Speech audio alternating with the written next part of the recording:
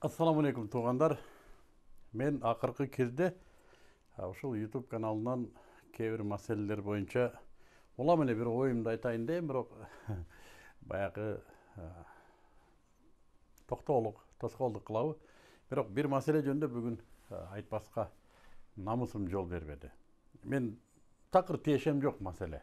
Бирок гражданин катары атуулдук бир сөзүмдү айтып койбосом, ушул билбейм, көйдөнүмдү тырмап туруп алды. Бул да болсо Райым Матраимов жөнүндө. Мен Райым Матраимов менен эч кандай байланышым жок, чындыгында. Жашообузда балким бир эки жолу жолугушканыбыз болбосо, бир эки сүйлөшкөнүбүз болбосо, илгери бала кезде бир ошто иштеп жүргөндө бир учурашкан экенбиз. Кийин дагы ушундай бир жагдайлар, мындай кыска бир чай ичкенибиз болбосо, такыр башка алака жок. Мен ушу принципиалдуу түрдө ушул балага жакын жологон жокмун. Ушу аябай көп адамдар ушул баланын акырынан жем жеди. Аябай көптөр. Чындыгында. Кимди караба, Райымга тиешеси жок адам аздай да. Ушу президенттен баштап, мурдагы президенттен баштап, койчу Кыргызстанда бул баланын колунан жакшылык көрбөгөн адам калбады.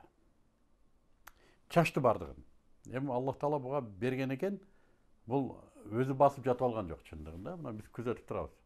Мага ал баланын эркиндиги же түрмөдө отургандыгы бул мыйзам маселеси. Бирок адамгерчилик маселесинде мен эч кандай алды бердим болбогон үчүн калыс сөзүм.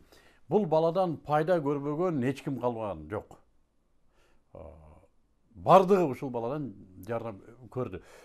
Кээ бир азыр олуттуу деген саясатчылар да, өтө чоң саясатчылар да ушу баладан көрдү. Менмин деген жанагы макилдегендерго, тигилерго эми аттарында ишарат кылгым келбейт. Бардыгы ушу баланын багуусунда турду. Ушулардын бардыгы ушу баладан жакшылык көрдү. Эмнеге жок дене бир көңүл сурап койбойт дейм. Ушу балдар мындай бир социалдык желеде чыгарып койсо эмне болот? Райым аке, сабыр кылыңыз. Биз сиздин жакшылыгыңызды билебиз деп койбойбу жок дегенде билбедим. Же эл ойлойт, бул коррупционерге тиешеси бар деп айтып ет дейби. Тиешең бар дейм, жалганбы. Бирок адамгерчилик кылыш керек чындыгында. Анан экинчиси, атуулдук бир дагы позиция мыйзам бузган туура эмес. Менимче мыйзамдын өзү балким кээ бир оңдоолорго муктаждыгы бардыр. Ушу бала камалгандан кийин бизде чындыгын айтканда Дордой байланыштырса болот экен. Ушу баланын камалганына Дордойдогу акыбалды, Кыргызстанга четтен кирген товарлардын кыйындашы, балким башка факторлор да бардыр, бирок түздөн-түз экономисттер айтып атат.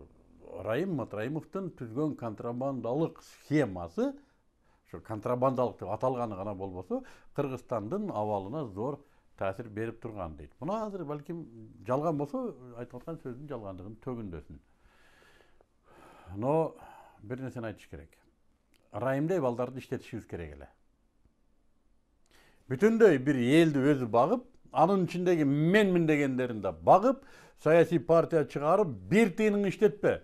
Бар дагы элден болгону, элден шайланып акча десе акчасын бер да, шайланып кел, анан кийин мамлекетти мындай кылалы деп аткан бир күчтүү баланы, билбейм, кимдердин кандай пикир жаратуусу болду, кимдердин кандай интереси болду, балким башка биздин кошуна мамлекеттердин интереси болду мындай балдарды каматуу.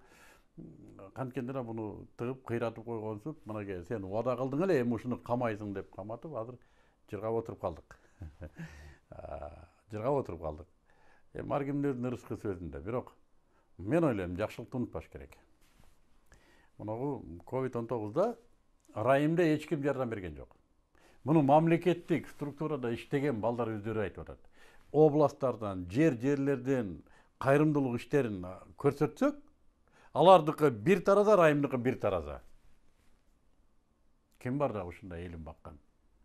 Балким кайсыдыр бир схемаларда, кайсыдыр бир жолдорду таап, акчаны Кыргызстанга алып кирип, элине таратып атат да. Мен дароо айтып коеюн. Мени Райымдан бир тыйын алды, Райымдын тарабын талашып атканы бекер эмес дегендер өздөрү бузуку.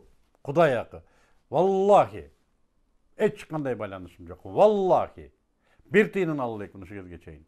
Өзүмдүн ырыскым жетет. Бирок выжданым күйүп атат. эл баккан балдар да булар эми. Мындай эл баккан балдар. Ушу Садыр түрмөдө отурганда мен күйүп айткам, ушу бала бекер зомбулукта отурат деп. Текебаев отурганда да айтканбыз, бекер отурат ушулар, иштетишибиз керек. Буларды шантаж материалына, шантаж каражатына айландырып, мына көрүп атабыз. Кимдердин айынан? Билесиңер, мына Facebook'ta, Instagram'da, YouTube'da отурган колунан эч нерсе келбегендер бар, фейктер. Мына ушулар аба ырайын түзөт экен. Анан президентке мына эл мынтип атат экен деп алып кирет экен. Эл эмес. Элдин пикири такыр башка. Ошон үчүн мен эгерде мына видеомду ырайым көрсө, бекем бол, ырайым. Эгер эч кимдин акысын жебеген болсоң, ишенип кой. Адилеттүүлүк алдыга бар бир чыгат. Аллах субханаху ва тааланын акыйкаты бар. Бекем бол. Мындан да оор замандарды көргөндөр бар. Зомбулуктарды көргөндөр бар. Ушундай омал төкмөн. Негизгиси элиңе ичиң оорубасын. Эл жакшылыкты унутпайт. Эл унутса да Кудай унутпайт. Сен Кудай берген ырыскыны бөлүшкөн баласың. Сенин кандай тартибиң бар, кандай тарбияң бар, мен билбейм, чынын айтсам. Bir-iki жол чай ичкенден башка байланышыбыз жок. Мен билбейм сен кандай адамсың. Бирок сенин элге жардам бергениңди көрүп, мен сүйүнүп жүргөм бир кезде. Балким эртең сен ооматың келип, сен да бийликке келип калсаң, балким сага да каяша айтарбыз. Но бүгүн айтарым ушу. Жакшылыгыңды Аллах унутпайт. Бекем бол.